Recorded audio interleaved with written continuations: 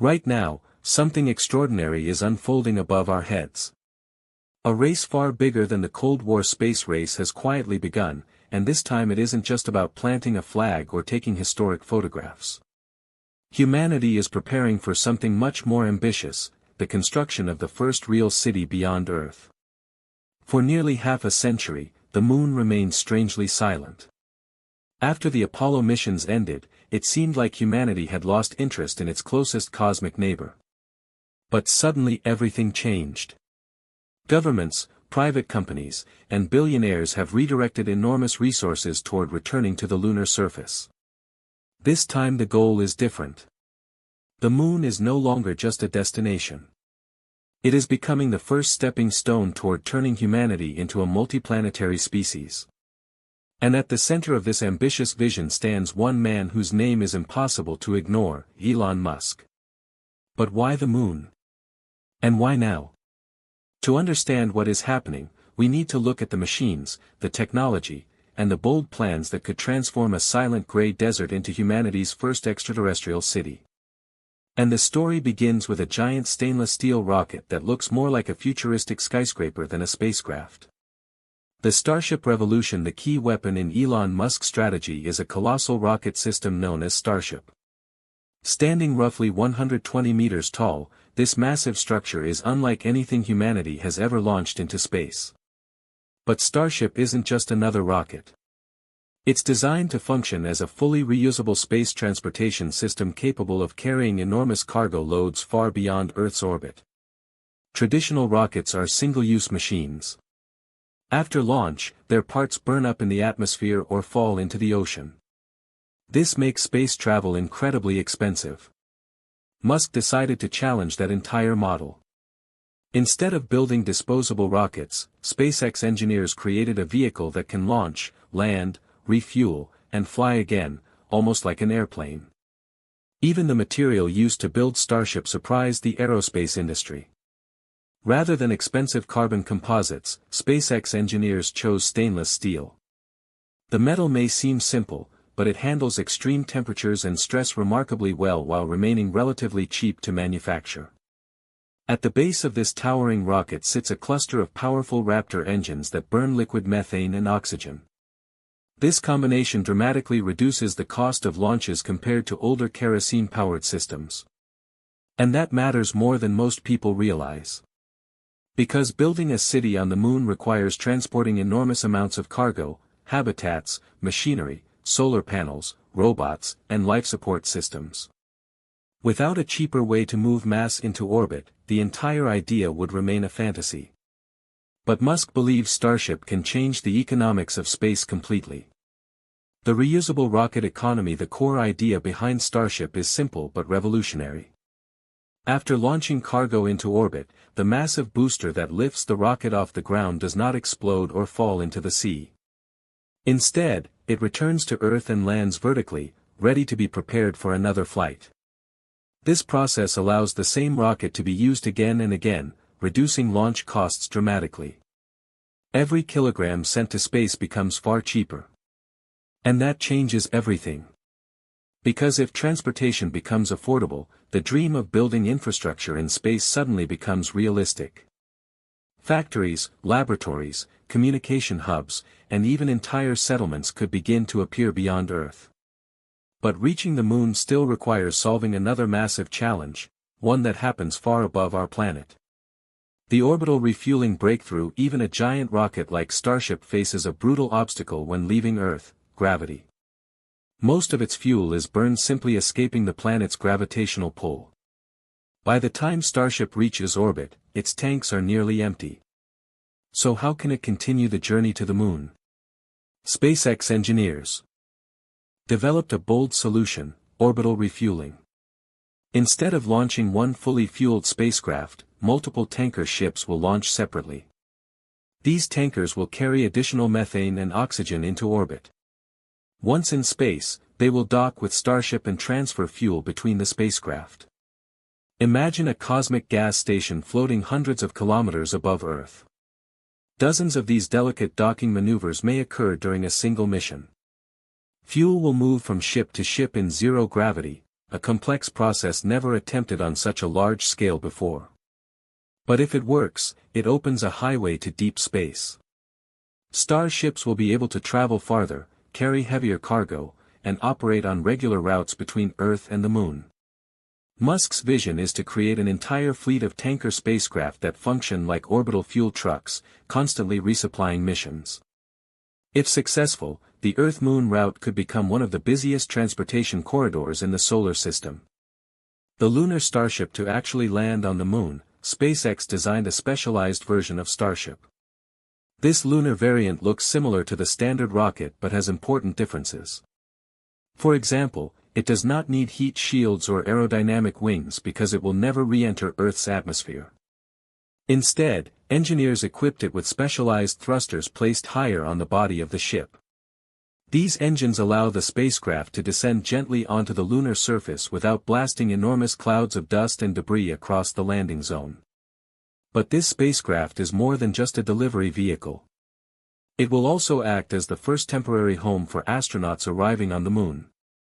Inside the towering structure are large pressurized living areas designed for extended stays. Compared with the cramped capsules used in earlier missions, this interior space is enormous. Astronauts will be able to move more freely, conduct experiments, and even enjoy brief moments of rest during long missions.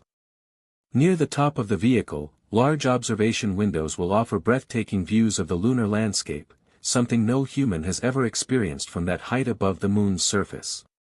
In many ways, Starship will become the first building of the future lunar city. NASA and the new partnership for decades, space exploration was dominated by government agencies with massive budgets and complex bureaucracies. But that dynamic has begun to change. When Elon Musk entered the aerospace industry, he brought an aggressive engineering culture focused on speed, experimentation, and bold risk-taking. Eventually, even NASA realized that private companies could accelerate progress faster than traditional government programs alone. This realization gave birth to the Artemis program. Unlike the Apollo missions of the 1960s, Artemis is not simply about landing humans on the Moon again. Its goal is far more ambitious, establishing a permanent human presence there. And for that mission, NASA needed a powerful landing system capable of transporting astronauts safely from lunar orbit down to the surface. After intense competition with several aerospace giants, SpaceX's Starship was chosen. Many experts were shocked. Entrusting astronaut lives to a spacecraft that was still undergoing testing seemed risky. But NASA recognized something important. While competitors offered small capsules based on older technology, SpaceX proposed something radically different, a giant reusable spacecraft capable of carrying large crews and huge cargo loads. In other words, not just a landing craft, but the foundation for building an entire settlement. The first missions before humans set foot on the Moon again, a series of robotic missions will prepare the surface. These early flights will test landing systems, cargo delivery, and surface operations without risking astronaut lives. Uncrewed starships will descend onto the Moon autonomously, practicing precise landings on the rugged terrain. If these tests succeed, the next phase begins. Massive shipments of equipment will follow.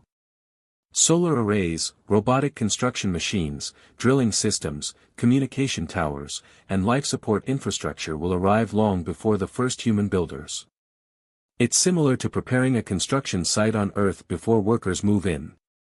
Except this time the construction site sits nearly 400,000 kilometers away in the vacuum of space. By the time the first astronauts arrive, the Moon will already contain the skeleton of a functioning outpost. Machines will be waiting. Power systems will be running. And the first pieces of humanity's off-world future will already be in place. If you want to see how this incredible project continues, from choosing the exact location of the lunar city to discovering the hidden water deep inside frozen craters, choosing where to build the first city on the Moon is not as simple as picking a flat piece of land. The lunar surface is an unforgiving environment filled with extreme temperatures, sharp rocks, deep craters, and long nights that last for 2 entire Earth weeks. For scientists and engineers, selecting the right location could determine whether a lunar settlement succeeds or fails. After years of analysis, researchers began focusing on a very specific region, the Moon's South Pole. This area offers several advantages that no other place on the Moon can match. First, some mountain ridges near the South Pole receive sunlight almost continuously. Unlike most places on the Moon, which experience long periods of darkness, these peaks can remain illuminated for most of the lunar year. That constant sunlight is incredibly valuable. Solar panels placed on these ridges could generate steady electricity for habitats, machines, and communication systems. Reliable power is the lifeline of any settlement.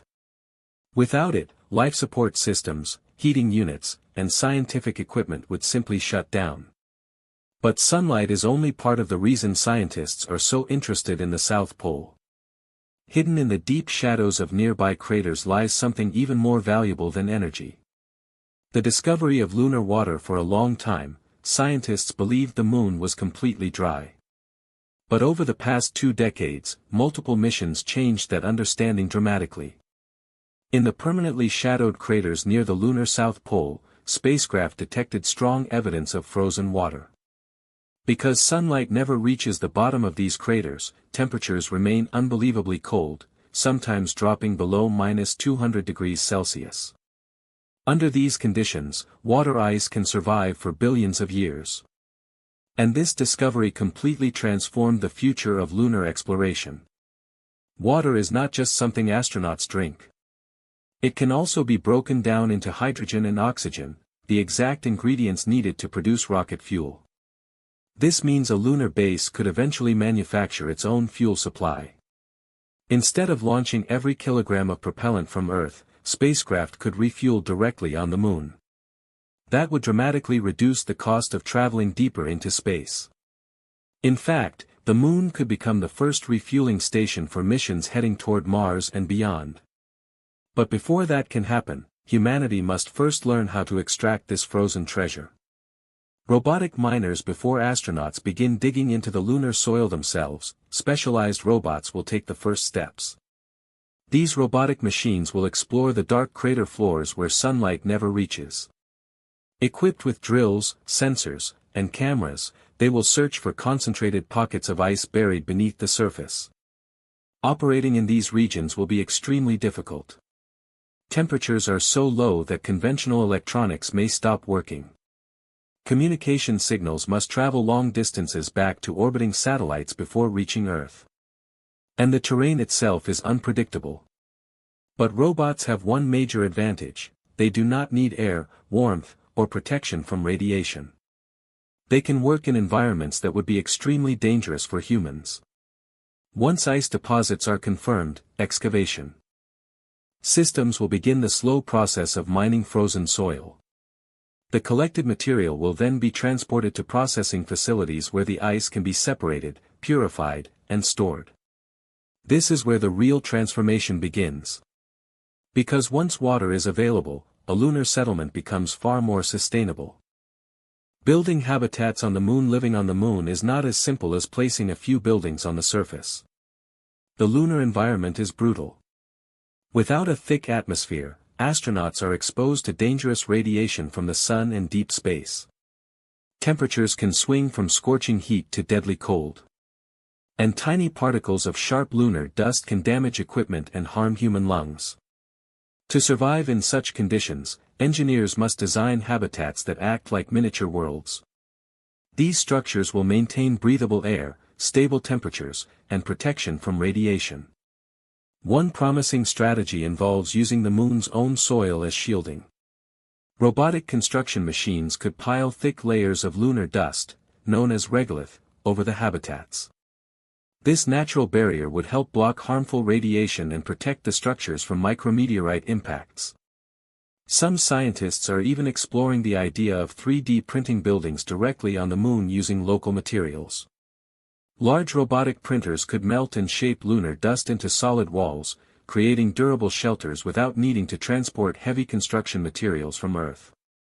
Over time, more modules would be added. Laboratories, greenhouses, storage facilities, workshops. Slowly, the scattered structures would grow into a connected settlement, the first true neighborhood beyond Earth. The lunar economy. Once the first permanent outpost is established, the moon may become more than just a scientific research station. It could evolve into a thriving economic hub. Rare materials found in lunar soil might one day support new industries. Helium-3, for example, is an isotope that some scientists believe could be used in future nuclear fusion reactors. Although practical fusion power remains uncertain, the possibility alone has attracted enormous interest. The moon could also become an ideal location for manufacturing delicate technologies that are difficult to produce on Earth. In the moon's low gravity and vacuum environment, certain types of crystals, optical fibers, and advanced materials could potentially be created with higher purity. Even tourism may eventually play a role. Imagine travelers spending several days on the lunar surface, watching Earth rise above the horizon like a glowing blue marble. Such journeys may sound like science fiction today, but commercial spaceflight has already begun turning impossible dreams into real industries. And as transportation costs fall, the idea of visiting the moon may become far less extraordinary. The road to Mars. For Elon Musk, however, the moon is not the final destination. It is a training ground. Everything learned from building a city on the moon will help prepare humanity for something far more difficult, establishing a colony on Mars. Mars sits tens of millions of kilometers away from Earth. Travel times are measured in months, not days. Rescue missions would be nearly impossible. Astronauts must survive largely on their own. The technologies required for such independence, life support systems, food production, energy generation, and local resource extraction, will all be tested first on the moon. In many ways, the lunar city will function like a giant rehearsal for the future of interplanetary civilization. And once these systems prove reliable, the same ideas can be scaled up for the red planet.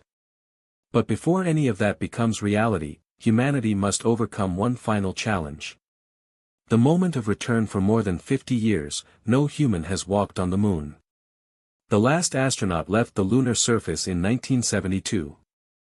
An entire generation has grown up knowing the moon only through photographs and history books. But that long silence may soon end. When the next astronauts descend toward the lunar surface, millions of people on Earth will watch the moment live. A towering starship will slowly lower itself onto the gray landscape. Dust will rise gently beneath its engines. And once the engines fall silent, a hatch will open. An astronaut will step down onto the surface. But this time, the footprints left behind will not be temporary. They will mark the beginning of humanity's permanent presence beyond Earth. A new chapter in human history will begin, not with a short visit, but with the first steps toward building a world. If you want to discover what the future lunar city might actually look like, how astronauts will grow food there, and the surprising dangers they may face while living on the moon. The first lunar city. Imagine standing on the moon and looking across the horizon. Instead of endless gray dust, you begin to see structures slowly rising from the surface. Metallic domes reflecting sunlight. Long tunnels connecting habitats. Tall communication towers pointing toward Earth.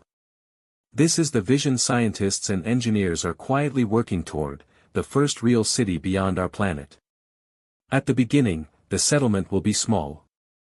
Just a handful of habitats connected together, supporting a few astronauts at a time. But over the years, that tiny outpost could expand into something much larger. New Starship missions will arrive regularly, delivering supplies, equipment, and new crew members. Each mission will bring additional modules, machines, and technology that slowly transform the outpost into a growing lunar base. One building becomes 3. 3 become 10. And eventually, the scattered structures will begin to resemble a small futuristic town on the surface of another world. Life inside the habitats. Living on the moon will feel very different from life on Earth. Inside the habitats, astronauts will experience gravity that is only 1/6 of what we feel on our planet. Every step will feel lighter. Simple movements could send a person drifting across a room. Even carrying heavy equipment will require learning new ways of moving and balancing. The habitats themselves will function like sealed life support bubbles. Air pressure, oxygen levels, humidity, and temperature must all be carefully controlled. Outside the walls lies a deadly vacuum. Inside, every system must operate perfectly. Sleeping areas, workspaces, laboratories, and relaxation zones will all exist within these pressurized modules. Large windows may allow astronauts to watch Earth shining in the distance, a constant reminder of the fragile blue world they came from. But daily life on the Moon will not only be about survival. It will also be about building a future. Growing food on the Moon. One of the most important challenges for any long-term lunar settlement is food. Transporting every meal from Earth would be incredibly expensive and unsustainable. Instead, astronauts will need to grow their own crops. Inside special greenhouse modules, scientists plan to cultivate vegetables using hydroponic farming systems. Plants will grow in nutrient-rich water rather than soil, while artificial lighting mimics the sunlight they need. Lettuce, tomatoes, potatoes, and herbs are some of the first crops researchers believe can thrive in these controlled environments. Besides providing fresh food, plants will also help recycle air by producing oxygen and absorbing carbon dioxide. These green spaces may become some of the most comforting places inside the lunar base. After spending hours surrounded by metal walls and machines, astronauts could step into a small indoor garden filled with living plants, a tiny piece of Earth growing millions of kilometers away from home. The dangerous lunar dust. However, not everything about life on the Moon will be peaceful. One of the most dangerous threats comes from something that looks completely harmless: lunar dust. Unlike the soft dust on Earth, lunar particles are incredibly sharp. Over billions of years, tiny micrometeorite impacts shattered rocks into jagged fragments. Without wind or water to smooth them out, these particles remain rough and abrasive. When astronauts walk across the surface, the dust sticks to their suits like powdery glue. If it enters machinery, it can damage moving parts. If inhaled, it could irritate lungs and cause serious health problems. During the Apollo missions, astronauts already experienced some of these issues. For a permanent settlement, engineers must design special airlock systems that remove dust before astronauts re-enter the habitats. Without careful protection, this fine gray powder could become one of the Moon base's most persistent enemies. The psychological challenge living on another world will also test the human mind. Astronauts on the Moon will be separated from Earth by nearly 400,000 kilometers. Communication delays, isolation, and the knowledge that help is far away can create enormous psychological pressure. The environment itself never changes. The sky remains black even during daylight. No weather. No oceans. No forests. Just endless silence. To maintain mental health, astronauts will rely on structured routines, exercise, entertainment, and regular communication with friends and family on Earth. Future lunar bases may even include recreational areas, virtual reality systems, and small social spaces where crew members can relax together. Because building a city on the Moon is not only an engineering challenge. It is also a human challenge. The expanding space economy. As technology improves and transportation becomes cheaper, the lunar settlement may begin attracting more than just scientists. Private companies could establish research facilities, mining operations, or manufacturing centers on the Moon. Communication satellites, space telescopes, and deep space exploration missions could all be supported from this nearby base. The Moon might eventually function as a gateway to the rest of the solar system. Spacecraft traveling to Mars, asteroids, or distant planets could stop there to refuel, repair equipment, or prepare for longer journeys. In this way, the Moon would become something humanity has never had before: an off-world transportation hub. A place where missions begin before venturing deeper into space. The view of Earth. For anyone living on the Moon, one sight will never lose its magic. Looking up from the lunar surface, Earth appears suspended in the sky like a glowing marble of blue and white. Oceans shimmer in sunlight. Clouds swirl across continents. From that distance, borders disappear. Countries vanish.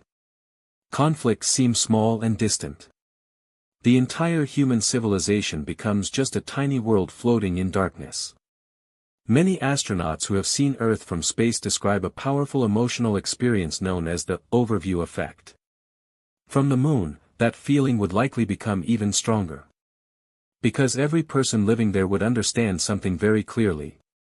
Earth is not just home. It is humanity's only cradle, at least for now.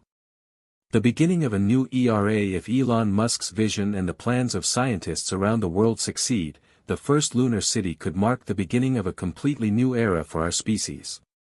For the first time in history, humans would no longer live on just one world. Generations born in the future may grow up knowing that cities exist not only on Earth, but also on the Moon and eventually on Mars.